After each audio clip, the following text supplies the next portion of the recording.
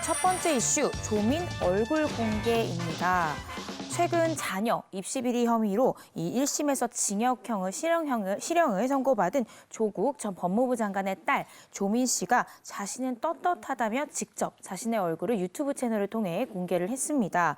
어제 조민 씨는요, 한 유튜브 채널에 출연해서 지난 4년 동안 검찰이나 언론, 정치권에서 자신의 가족들을 다룬 것을 보면 정말 가혹했다고 생각했다면서 조 전 장관의 선고 결과에 대한 심경을 전하기도 했습니다.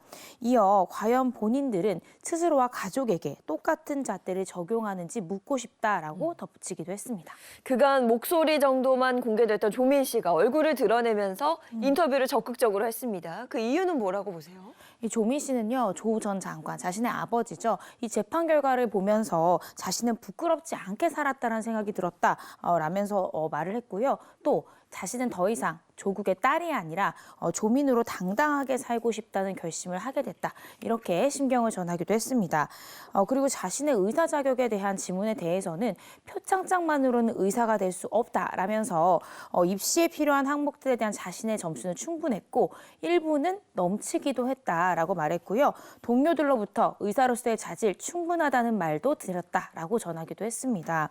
다만 관련 재판이 끝나기 전까지는 자신의 의료 지식은 봉사로만 사용하려고 한다라고 밝혔고요. 조 씨는 부산대 의학전문대학원 입학 당시에 제출했던 이 동양대 표창장 등이 위조 또는 허위라는 법원의 판결에 따라 입학이 취소되자 이에 불복해서 소송을 냈습니다. 또 법원의 집행정지 결정으로 인해서 본안 소송의 1심 판결이 나올 때까지는 이 졸업생의 자격을 그대로 유지할 수 있게 됩니다. 네. 대중이 이제 판단을 또 할 거고요. 네. 그리고 이제 법원이 판단을 하는 거죠. 1심 판결이 어떻게 나올지 이건 또 지켜봐야 할 일입니다. 한 인터넷 쇼핑몰에서요, 이 특가로 판매한 육회를 먹고 식중독 증상에 시달렸다라는 글이 속속 올라오고 있다라는 소식입니다. 어제 온라인 커뮤니티 등에는 최근 유명 인터넷 쇼핑몰에서 특가로 주문한 육회를 먹은 뒤에 설사와 구토, 복통 등에 시달렸다라는 게시글과 댓글들이 여러 건 올라왔는데요. 한 이용자는 이 핫들에게 저렴하게 올라와서 시켰는데 한 팩 먹고 3, 4일 동안 설사를 하고 있다라면서 첫날에는 오한, 설사, 구토를 하다가 이제 오한이 좀 사라졌는데 설사와 헛구역질은 아직도 한다라고 말했고요. 다른 분들도 이 댓글을 통해서 육회를 먹은 다음 날부터 온 가족이 이 사흘간 설사에 시달렸다라면서 설사와 오한이 심해 응급실을 다녀왔다라는 댓글도 달리기도 했습니다. 네, 문제가 된 이 제품의 경우 한 플랫폼에서 특가로 판매가 되면서 정말 많은 소비자들이 구매한 걸로 알고 있거든요. 얼마나 판매가 된 상황일까요? 이 해당 상품은요, 지난달 중순부터 이 특가 상품을 소개하는 핫딜 게시판에 소개가 돼서 여러 인터넷 쇼핑몰을 통해서 판매가 됐습니다. 이커머스 업체 A사 플랫폼에서만 총 2,550건이 판매가 됐는데 지금까지 모두 75명이 식중독 피해를 신고했습니다. 신고가 잇따르자 A사 이제 판매를 중단했고요. 육회를 만든 B사 측은 구매자들에게 발송한 모든 제품은 도축한 지 3일이 되지 않은 고기로 만들어졌다면서 성분 검사를 통해서 자세한 원인을 파악할 예정이다. 이렇게 말했고요. 또 이 B사는 피해자가 속출한 만큼 제품 성분 검사도 의뢰할 예정이라고 밝혔습니다.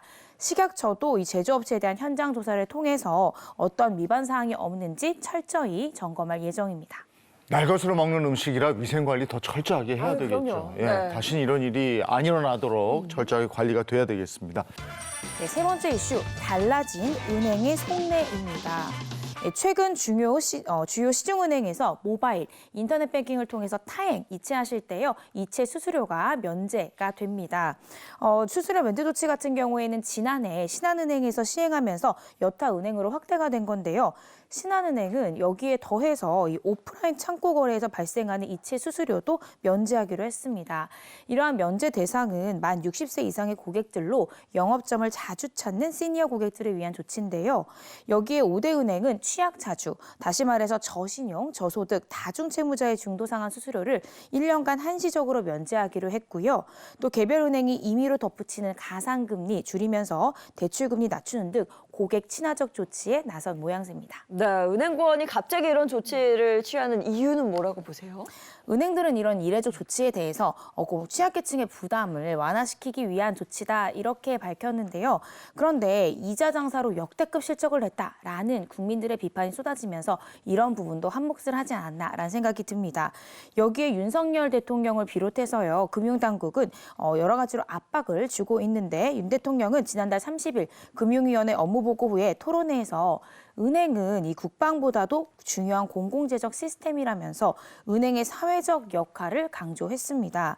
또 이복형 금감원장 같은 경우에는 이익의 3분의 1을 주주로 환원하고 3분의 1은 성과급을 지급한다면 최소한 나머지 3분의 1 정도는 우리 국민 내지는 금융 소비자의 몫으로 고민해야 한다. 이렇게 언급하기도 했습니다. 네.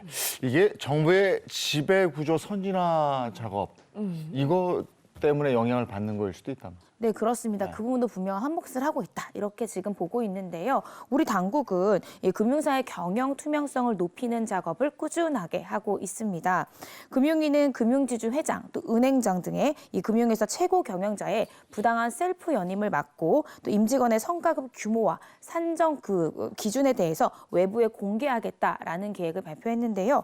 이와 관련해서 금융권 관계자도 입장을 밝혔는데 관치 논란 속에서도 이 제도를 바꿔가면서 금융권을 뜯어고치겠다라는 당국의 의지가 굉장히 강한 것으로 보인다라면서 당국의 관리 감독을 받는 입장에서 개혁의 본보기가 되지 않도록 최대한 협조하면서 상황을 예의주시하고 있다라고 덧붙이기도 했습니다. 통풍 자가 진단법은 없습니까? 아마 50대 중년 남성들은 다 고민일 거예요. 왜냐하면 직장 다니면 의뢰 예전에는 회식도 많았고 그렇죠. 회식하면은 다 구워서 그냥 막 돌려 구워라, 부어라, 이렇게 했거든요. 마셔라.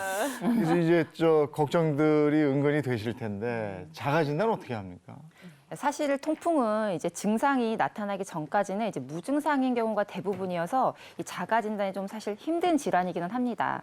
이제 불안하다면 그래도 검사를 해보시는 게 좋겠는데요. 이제 가장 쉬운 방법은 우리가 이제 피 검사를 통해서 이제 요산 수치를 확인해 보는 건데요. 우리가 요산 수치가 이제 7mg/dl를 기준으로 그 이하면 정상. 그리고 이제 그것을 초과하게 되면 고요산 혈증이라고 이제 하게 됩니다. 이제 위험 구간에 있는 분들, 이제 요산 수치가 높은 분들은 이제 음식 섭취를 확실히 주의를 해주셔야 되고요. 자, 우리가 근데 피 검사까지는 아니라도 설마 나도 이런 느낌이 이제 드시는 분들을 위해서 제가 자가 진단법을 하나 준비를 했는데요. 자, 지금 자리에 이제 펜이랑 이제 자가 진단 이제 테스트 표가 있으시죠? 네. 자, 우리가 이제 하나씩 좀 체크를 해보도록 할게요. 네. 걱정되네요. 50대 이후에다가 치맥 좀. 같이 한번 해보시죠. 네. 걱정이 되는데. 첫 번째부터 네. 하나 말씀드릴게요. 네. 자, 1번. 자, 통증이 갑자기 찾아왔다가 사라지기를 반복한다. 근데 이거 어떤 통증 말씀하시는 거예요? 어느 쪽? 발 통증? 네, 발가락, 이제 발 쪽에 주로 있으시면 더 확률이 높아질 것 같아요. 발 쪽의 통증이 갑자기 찾아왔다가 사라진다. 이거 발 얘기 안 하면 치통 생각. 그러니까요. 두통이 될 수도 있을 것 같아서. 네. 자, 요게 1번이고. 네, 발가락, 발 전부 말씀하시는 거죠? 네, 네. 그쪽이 확실히 있으시면 체크를 해주시고요. 네. 자, 2번은 자, 스치기만 해도 아프고 온몸에서 열이 난다. 자, 이 스치기만 해도 아픈 거는 뭐 손이든 발이든 어떤 관절이든 상관없고요. 온몸에서 열이 난다. 이런 증상이 같이 있으시다면 이제 체크를 한번 해주시면 좋을 것 같아요. 스치기만 해도 아프고 온몸에서 열이 나면 이거는 생활이 불가능한 부분이어서 두 번째고 세 번째도 한번 볼까요? 네, 세 번째는 엄지발가락이나 관절이 붓고 통증이 느껴진다입니다. 아, 가끔 부을 때는 있는데 손마디 같은 경우 이런 것도 해당될까요? 자, 붓기만 하는 게 아니고 부으면서 통증까지 같이 느껴져야 이제 3번에 해당된다고 볼 수 있을 것 같아요. 저 3번 해당됩니다. 네. 오. 자, 4번. 신장 건강이 좋지 않고 과체중이다. 신장은 잘 모르겠는데 과체중. 저도 과체중. 건강검진하면 늘 나와 과체중. 이게 저는 아직 괜찮은데 저희 어머니가 신장이 좀 안 좋으시거든요. 이것도 당장 본인한테 해당이 돼야 체크하는 거죠? 네, 그렇습니다. 네. 신장 이제 뭐 혈액 수치에서 신장 콩팥 기능이 안 좋다고 나오면서 나왔을 경우. 네, 그리고 체중이 또 좀 과체중이다. 이런 게 이제 둘 다 포함이 되신다면 이제 체크를 해보시는 게 좋을 네. 것 같고요. 그다음에 자, 5번은 유독 밤이나 새벽에 통증이 더 심해진다. 저는 잠이 들면 뭐 넘어가도 모르는 스타일이라 요건 아닌 것 같아요. 겨울철에 더 심한 거죠, 그리고. 네, 좀 요즘같이. 추운 계절에 더 통증이 심해진다고 볼 수 있겠습니다. 네. 이제 마지막 한번 볼까요? 네, 6번은 귓바퀴에 이 비대칭적이고 울퉁불퉁한 덩어리가 생겼다입니다. 혹시 요 6개 중에 한 개라도 혹시 해당되시는 분 있으실까요? 그거 신장 건강에 좋지 않고 과체중이다. 이거 좀 있는 것 같아요. 네. 제 또래들이 좀 이런 걱정을 많이 해요. 보통은. 소변 볼 때 옛날 같지 않거든. 저는 발등이 몇 달 전에 약간 네. 벌겋게 네. 발등이 붓더라고요. 그러니까 보름 정도 갔는데 네네네. 그다음에 괜찮아져서 그냥 방심을 하고 있는데 혹시 걱정 좀 해야 되겠네요. 붓고 통증도 같이 있으셨어요? 네네, 아팠어요. 아, 그러셨구나. 이유 없이 다치지도 않았는데 네. 그냥 아프더라고요. 그거 약간 이제 위험 요인이 될 수 있겠는데요. 네. 사실 이제 제가 앞서 읽어드린 이제 체크리스트 중에서 이제 한 개라도 해당이 되시는 분들이 있다면 이거는 병원에 가서 당장 피 검사를 해보실 것을 저는 권유드리겠습니다. 지금 TV를 보고 계신 이제 시청자분들도 나 혹은 우리 가족이 이런 한두 개라도 해당되는 이제 이 항목상이 있다면 병원 방문을 해보실 것을 저는 권유드리고 싶은데요. 이제 건강에 있어서는 우리가 조금 예민해지는 게 좀 필요할 것 같아요. 이게 이제 한번 발생하면 이제 되돌리기가 어렵기 때문이죠. 네.